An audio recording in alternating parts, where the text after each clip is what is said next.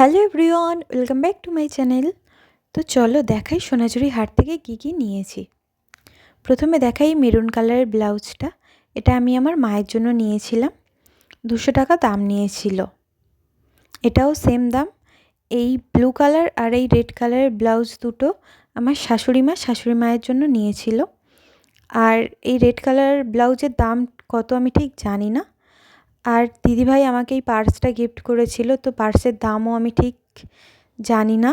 তো পার্সটা আমার ভীষণই পছন্দ হয়েছিল।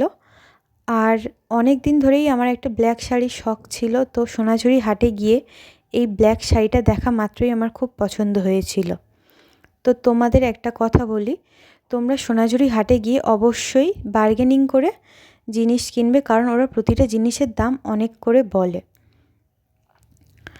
আর এই শাড়িগুলো 1800 টাকা করে দাম বলেছিল, আমরা 1000 টাকাতে নিয়েছি। ব্ল্যাক শাড়িটা আমার ছিল, আর শাশুড়ি মায়ের জন্য জাম কালারের শাড়িটা নিয়েছিল।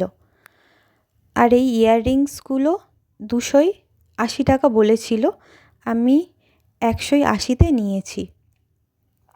তারপর নিয়েছিলাম নিজের জন্য একটা কাঁথা স্টিচের কুর্তিটা 350 দাম বলেছিল, 250-তে নিয়েছি। তো যেগুলো শপিং করেছি ওগুলোর মধ্যে কোনটা সবথেকে বেশি ভালো হয়েছে কমেন্টে জানিও। তো বাই বাই।